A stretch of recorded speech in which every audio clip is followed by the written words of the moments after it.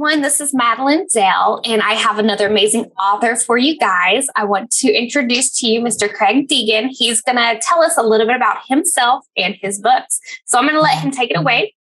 And here you go, Craig. Hi. Thanks ever so much, Maddie, for having me today. It's much appreciated. I'm Craig Deegan, or C.A. Deegan, as my author name goes. I'm obviously, from my accent, based in the UK. I live right pretty much in the centre of it, in a place called Derby, which is about 15 miles from Nottingham. Those of you that are familiar with the Robin Hood legend. So that's where I'm from. I write fantasy for the young adult, new adult / adult market.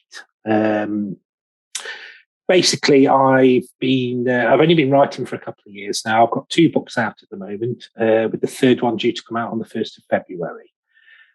So that's kind of a little overview about myself. I write part-time at the moment. I'd love to do it full-time, and I hopefully one day will be able to.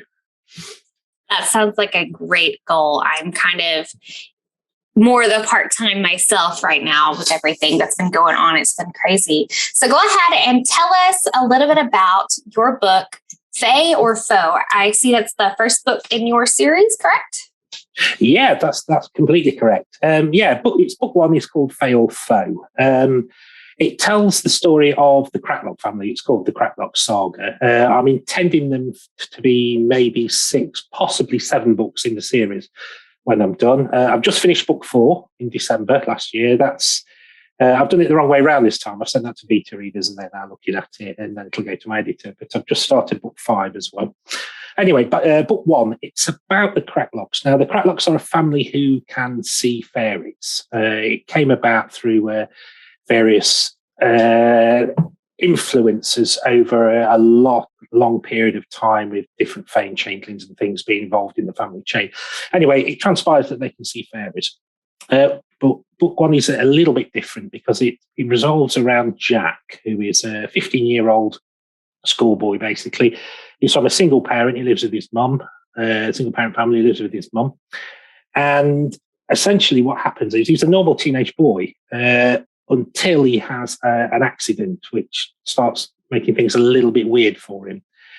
Without giving too much away, what transpires is that he is also able to see the Fae, and always has been able to. But when he was 4 years of old, there was a powerful glamour put on him to protect him from the dark side of the family. There's a very dark part of the Cracklocks. They hate the Fae and have been waging war on them for hundreds and hundreds of years. Their real goal is to destroy the whole of Fairy, and they think they found a way to do it. Jack's father found out about this when Jack was 4 years of age, found out that they needed him for one of their nefarious plans. So he glamoured them to hide them from the Fae before he went off to try and stop them. And he never came back. So the glamour stayed on him for 11 years before it weakened enough to break. So really, Fey or Foe is Jack's introduction into this world that he knows nothing about. Fortunately, there's a few friendly Fae there who have been friends with the family for a long time to help him, as well as his great aunt, who has always been involved in the fairy world. So that's kind of an overview. It becomes quite frantic very quickly as he gets thrust into this world that he has no concept of. He doesn't believe in fairies. I mean, no teenage book does really, but he has this thrust upon him. So yeah, as a brief overview, yeah, that's what the story is about. That is interesting. I can only imagine the things he goes through after the world is revealed to him. It's crazy. With it being Fae, how much research did you have to do to create this book? Quite a lot. If I can tell you a little bit about where it all came from, the whole concept of it. I was reading these fairy stories to my daughter when she was much younger. She's 14 now, so I don't have to do that anymore, fortunately. But I hated those stories. They were all the same. It was the same action in every single book, and there's hundreds of them. You probably know the ones I mean. I won't disparage them anymore because I know that they're very popular with young children. So it was, and I hated them books. So I really started thinking about, if somebody really hated fairies, what could they do about it? And that's when the Cracklocks started to appear in all but name. Research-wise, I know pretty much about as much as the next sort of person of my age. You know, I'd read the Brothers Grimm when I was younger. We'd read some of these horrible fairy stories. I'd seen all the Disney films with the kids, you know, growing up and things. So I didn't know a lot about it. So I had to go on a steep learning curve. I bought a lot of fairy lore books, read those. My bookshelves are packed with them now. And I always knew what I wanted fairy to look like in my head. So I kind of adapted what I thought to what I would say the experts in fairy. You know, there's a lot of very knowledgeable people out there who had written down. So that's really the research that I did, and trying to come up with some fae who, you know, weren't just Tinkerbell the fairy or, you know, Grotas the goblin or whatever. I wanted something a little bit different, which I think is what I managed to get. That is awesome. And research is always fun. It will take you down some rabbit holes, especially with the fae. Absolutely. Yeah. Yes, some of the more weird and wonderful ones. There's a monster at the end of book 1 called the Lykovic, which is a Hungarian forest fae. It takes land form, but it comes together and it's set on the boys, basically. They have to try and stop it, Jack and his friend Jimmy. So, yeah, there's some more weird and wonderful ones, certainly, I've managed to find. Thank you.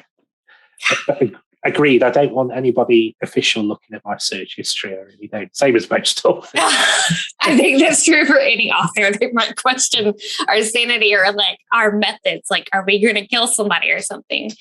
So, Jack, where did you get the inspiration for his character? It kind of just came to me one day because I was throwing the idea of the Cratlocks around. You know, I thought, yeah, I want this family that can, you know, wants to kill off all the Fae because I don't like them and all this sort of business. And I sort of think, well, I need some kind of protagonist, really. You know, somebody who's going to go against them. And it kind of happened by accident. What it was I saw somebody, a newspaper boy, delivering newspapers, and that, as it transpires, is what Jack does for a job. So it was really that. I sort of thought, yes, that could work, but how would it work? And then it all fell into place very quickly. Some of it is based. I mean, I used to deliver newspapers when I was much younger. You see the grey in my beard. I'm a little older, not necessarily wiser now, but certainly older. Back in the day, and certainly Brierley Hill, which is where the story starts, which I did was paper, is very much based on the hill and the paper round that I used to have to do when I was but a whippersnapper. So yeah, it kind of fitted. So I knew about delivering newspapers.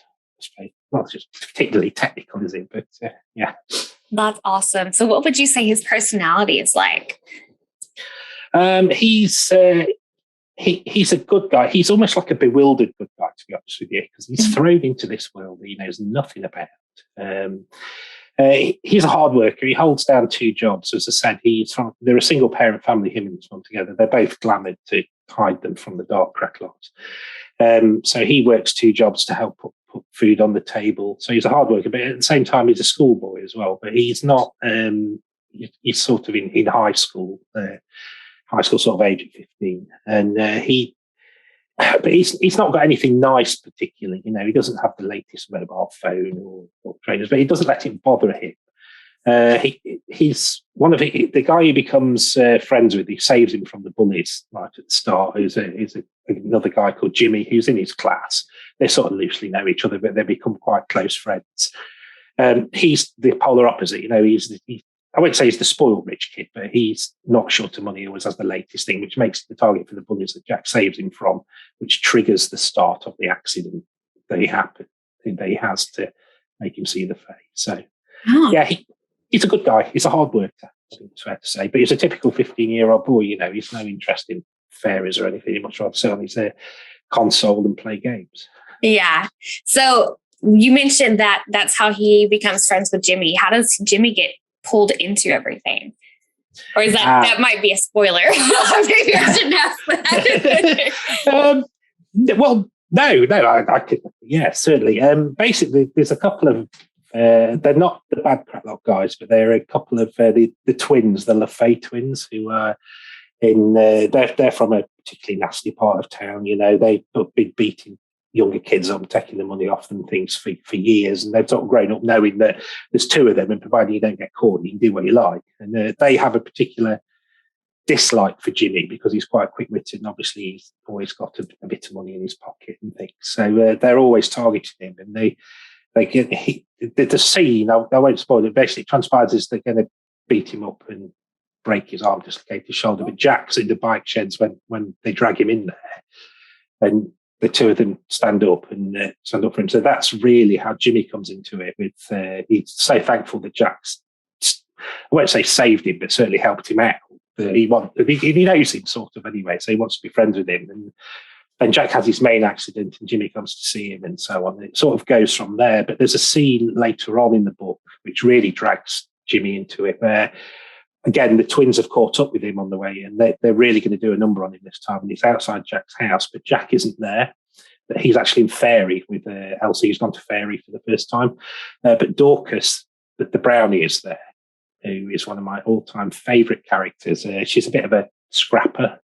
She's not. She tends to favour, punching people rather than using any kind of glamour. So, she comes out and saves him, and that's really what pulls him into the world and gets him used to, what's going on.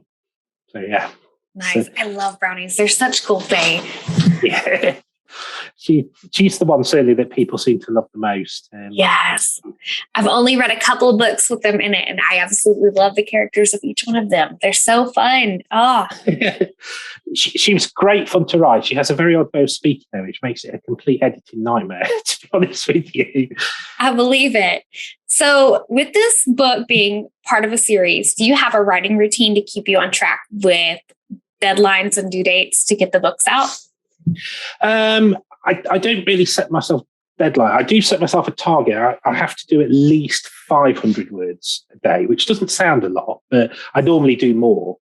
But I try and do that every day. I do work full time. I've got 2 children. I've got a very needy dog who leads 3 walks a day and things. So it's kind of difficult. I try and write sort of 7 o'clock UK time to about 8:30 normally, which sound an hour and a half for 500 words probably sounds, that's not that easy, but that's a good number. What it's like when you're fiddling about the internet trying to look things up and stuff. So I do that. I write on Saturday mornings as well when I get up to the dog about 7:30 to normally about 10. I do more at the weekend to do that. But I try to be fair to myself because I don't want to set any hard and fast deadlines for them. I try and get them done. Well, so far it's been one every 6 months since I started doing them. As I say, I've just finished book 4, and book 5 I'm now 10,000 words into. That's good. That's a good number. Yeah. So we're getting there slowly, but that's kind of my writing routine. Thanks. With being an indie, you are an indie author, right? I am. Yes. Okay. Yes. Okay. So with being an indie author, do you find yourself struggling with self-care and balancing, like taking care of your mental health? Not so much. No, I'm kind of a happy-go-lucky person. I mean, to be honest with you, these last 2 years, same as you guys in the States. I mean, we've been in lockdown here and there, and our lockdown where you've not been able to leave the house other than for a short walk and things. So it's meant that we all now work from home in my company, which has been very, very good. So I'm kind of used to being sat in my study here and writing away. It doesn't affect me mentally. I don't put any undue pressure on myself. At the end of the day, if I can't do 500 words for some reason, okay, fine. Tomorrow you can have another go doing 500 words. And I'm quite lucky in that I don't tend to get writer's block, really. I kind of know where I'm going with the story. I do go off at tangents sometimes and then have to delete whole swathes of text, which I'm sure you know about. Yes. As well. It's the bane of all of us guys. I don't suffer particularly the mental well-being side of it. I'm fairly happy. I've got a lot to occupy myself. I don't really have time to sit and feel maudlin. And as I say, I don't punish myself if I don't hit a target because, fair enough, the deadline will go forward by a week. It's 7 months rather than 6. Hey. That's a good way to look at it. So, if there was one piece of advice you could give new writers or new authors, what would you give them? Believe in yourself. Don't worry too much about it. Don't stress about the whole the whole thing about getting it published. Get the story done first. What will happen is, this was some of my advice that was given to me by a good author friend of mine, is you'll write it down and you look at it and you'll be full of self-doubt. So you think, this is absolute garbage. What the heck am I doing here? And then, but just take a few hours, take a day or so, go back, read it again. You think, all right, fix it, make it how you want it to be. And eventually you'll get to the point where you think, yeah, okay, this is all right. And then you'll wrestle with yourself. I need to get somebody to read it now, or, check it. Is this really okay? But, just believe in yourself. A lot of people would like to be an author, I think, more than we'd ever know. And, but it takes a certain type of person, I think, to actually sit down and do it. And they say everybody's got a book in them. I think the saying goes, some of us have got more than one, touch wood. So, yeah, my advice would be to any new and aspiring author, believe in yourself, do it, get it down. You can always fix what you've written. The first draft of a book is you telling the story to yourself. It's not telling it to anybody else. What comes after that with the editing and everything else, that's you telling the story to other people. That is excellent advice. So another question, are you a pantser or a plotter? I'd love to be a plotter. I really would. I mean, I've got these books that I write. I don't use any kind of computer system. I write the ideas down in these books. And so, yeah, I do try and plot. And then when I start writing, I just become a total pantser and it all just goes haywire. I go off at tangents or I come up with a new idea. I had to rewrite 3 entire chapters of book 4 because it was done. It was, that's the way the storyline's going. And then I came up with a new idea where I was out walking the dog, which is where I get most of my good ideas. And all right, okay, so that's just created me a whole load of extra work. But so it kind of becomes a bit of a pantser. I know where it starts and where I'd like it to end, but everything that happens in between, it's a nice to have if I get there on the basis of the notes. Normally I don't. Well, certainly on the last 4 that I've written, I haven't followed what I'd written in my plot. So I would say I'm 90% pantser, 10% plotter. I say that's a good even thing because I call myself like a plantser. I kind of stick with a rough line. Oh, that's say stick. I start with a rough outline and it just goes haywire. My characters tend to take over. So I'm so pleased that you've said that. Sometimes you think, am I really okay what I'm doing here? So yeah, it's good, guys like you have written more than so many books now. Have a similar sort of experience on that. So I've actually found there are more people that are more like plantsers and straight up pantsers than like there are planners. So I think I've only interviewed maybe 2 or 3 that are actual, like they stick with their plan the entire way. I suppose because we're kind of the new generation, really, of writers. If you think about it, if we're going about 20, 30 years ago, we'd have to be doing them on a typewriter. So I suppose you really have to plot because having the joy of having a Word document scriven or a Google Docs or something, it's very easy to, I'll just tear that bit out and put it in there. You can't do that really easily if you're ink typing. So, I can only imagine how rough that would be. Can you imagine editing it, going through it with a paper or an eraser, with a pencil? Oh, geez. Yeah, I do on occasion, like the short stories of mine, I'll print them off and I'll go through like with a pen or something. But if it's like my novels, I'm like, that's a lot. Yeah, I've done a few shorts and I do them. Well, I print them off really because I tend to do them sort of 3, 5, 7,000 words. I print them off so that my wife can read them, and then I'll sit down and go through them with a pencil after she's given me a right royal hiding for some of the things and mistakes and typos made in them. So that's good. So she's very supportive of your writing. Then it sounds like. Yeah, it's kind of my hobby.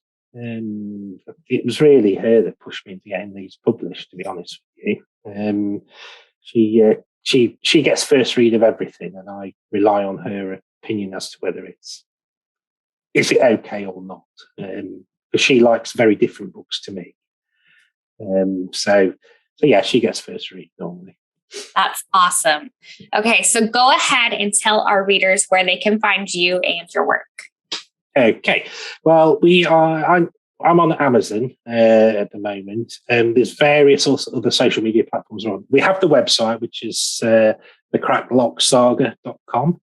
Now on there, you can find links to the books on there, little bits about the books and the series as it comes along. But there's also a section on there called the Cracklock World, which is has a whole list of all the monsters and some of the nasties and people that you'll meet on there. So it's if you're interested in what we've discussed and maybe thinking, oh, I'd quite like to know a little bit more, probably the website's the best. We've got the Facebook site, which is the Cracklock Saga. I post on there routinely, at least once or twice a week. I've let it flag this last week, to be honest with you, because I'm getting book 3 ready. But we're on Instagram, the Cracklock Saga. We're on Twitter at the Cracklock Saga. I'm not on Pinterest yet. That's something that I'm supposed to be getting around to doing. So yeah, we're on all those places. You can find links to the books on Instagram, as I say, Facebook, on the website. And there's an email address on the website as well. You're quite welcome to sign up for the mailing list or any questions at all. I'm always happy to answer them. I have an 8-year-old who emails me questions about the book, so that's pretty cool. That is really cool. All right, guys, this is Craig, and I will have the links to everything posted in the description below. And if you're checking this out on Instagram or Facebook, it'll be in the comments. So thank you so much for hanging out with me today, Craig. That's been awesome. Thank you so much, Maddie. It's very much appreciated. Thank you.